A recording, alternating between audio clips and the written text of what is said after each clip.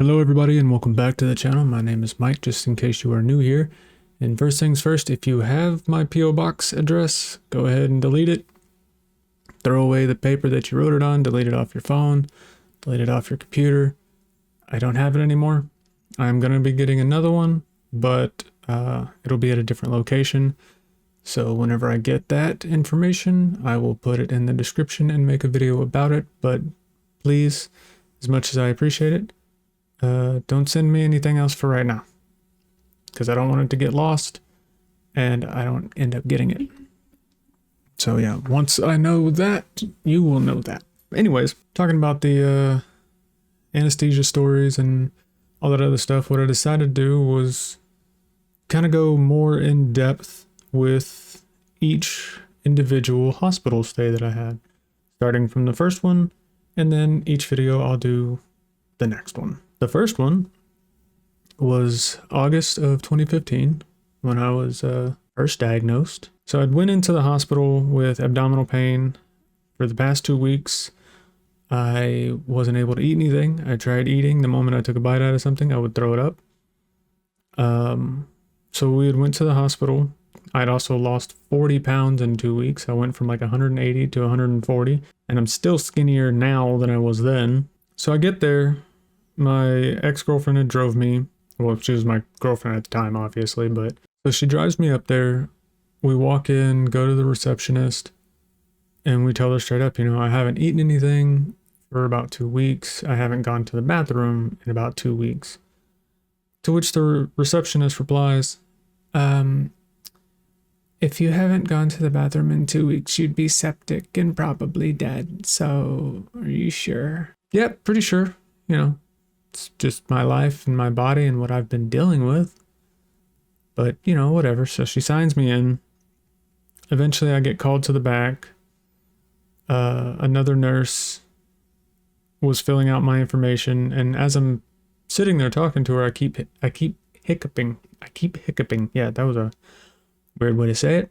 And she was asking if that was normal or if it just started with the rest of my symptoms. And I told her, I was like, well, it's kind of out of the blue. She said, all right, I'm going to go ahead and write it down as a symptom. So we wait a little bit longer, end up going and getting a room. Had some nurses come in, obviously start an IV, draw some blood to figure something out, see if there was anything in my test results that may have any indication of what's going on. Sorry if my eye starts getting if you notice my eye's more red. I've got gunk in it and I can't get it out. It's like having sleep in your eye, like those little crusties and whatnot. But it's so much worse. It's never ending. So I get it in my eye. I know you're not supposed to rub your eye, but it blurs my vision really bad.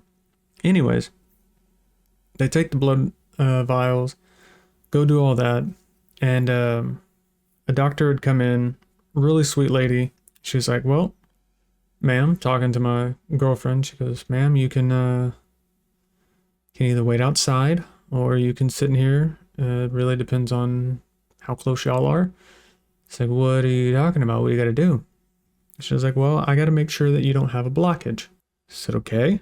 I don't think I do, because I've tried laxatives, I've tried enemas, I've tried anything and everything under the sun to get myself to go to the bathroom, and it hasn't worked. So I don't think I have a blockage. She goes, well, I got to check anyways. So I'm going to have to put a finger in your butt. Cool. Normally, that's a few dates in, but sure, I guess we can start this now. Sweet lady, but dear God, did she have Jack Skellington hands. And I mean that in the sweetest way I can, because she had really long fingers. Anyways, she was like, I need you to lay on your side, tuck your knees to your chest, and when I tell you to get ready, brace yourself. So she basically slaps lube against my cheeks, and she goes, you ready? And I said, yeah, thanks. And just right up in there. Jesus Christ, man, are you serious? She gets done, and I was like, okay, so dinner later, I think, right? We should do dinner. She laughed about it. And she's like, well, I didn't feel a blockage. I was like, well, I hope you felt something, some kind of feeling. joking with her constantly. She's like, we're about to send you to get an x-ray. We'll see if we don't see anything with that. I said, okay. So we're waiting around. She said that she was going to leave shortly because shift change was about to happen and she was going home. So I finally get taken to the back for x-ray, get a few scans done, come back to the room, and we're waiting like 45 minutes or so after that. So it had been like an hour and a half, 2 hours after she was supposed to have already been gone. And she comes back in the room and she's like, I'm sorry to tell you this, but we're admitting you. I said, okay, why? She goes, well, we found a mass in your transverse colon. It's about the size of a golf ball. And we have to do surgery. Unfortunately, we're pretty sure it's cancer. No, we're not 100%, but it looks like it. So my jaw hit the floor. My mind went blank. And all I could say was, I need to step outside. And I used to smoke at the time. Yes, I know it was a very dumb decision when I was younger, but yes, I used to smoke. But I said, I need to go outside. I need to make some phone calls. And they're like, no, we're about to admit you and go to a room. I was like, no, you don't understand. I've got phone calls to make and I need to get my bearings straight. I'm going outside whether you let me or not. My girlfriend was like, I'll stay here and I'll let you know what room they're putting you in. Just please do me a favor and don't run. Like, she swore up and down I was just going to bolt and leave. So I go outside, light up a cigarette, and the first thing I do is I call my mom and I tell her what's going on. And mind you, I'm like 2.5, 3 hours away from my family. They're in Houston. I'm all the way in San Marcos, Texas. Like, there's a bit of a drive to get to where I'm at. She said, no problem. They're going to pack up what they can and they'll be here before the surgery. Because I believe I was having it that next day. I'd called my grandma. I'd called my brother. Like, anybody I could get in contact with, I tried to get in contact with. So finally I go upstairs into that room, and then obviously my girlfriend was like, I got to go to the house and get some things. Do you need anything? I was like, yeah, just the essentials. And just sitting there trying to gather my thoughts and keep my composure on what is just going on and what's about to happen was just, for lack of a better term, and it was a mind fuck. The next day, my parents had arrived.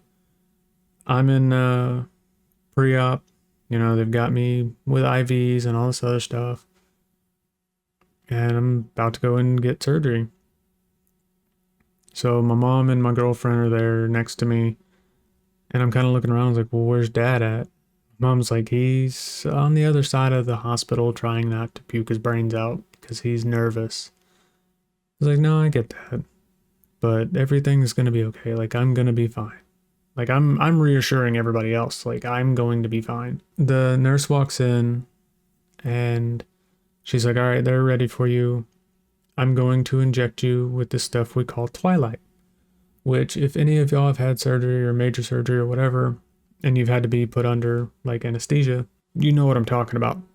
Twilight is awesome, in my opinion. I love the hell out of it because you get injected and then you sit there for a second and then everything goes, but you're still here. You're not recording, you're not viewing, but you're still here, you're still talking, but everything's black.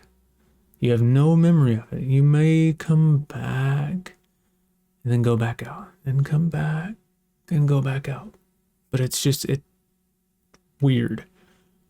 But I love the feeling of it. It's so, I probably shouldn't, be saying I love this drug, but it's one of the cooler, it sounds weird. It's one of the cooler parts of having surgery. But, said goodbye and I love you to them. They injected me with a Twilight, and next thing I know, I'm out.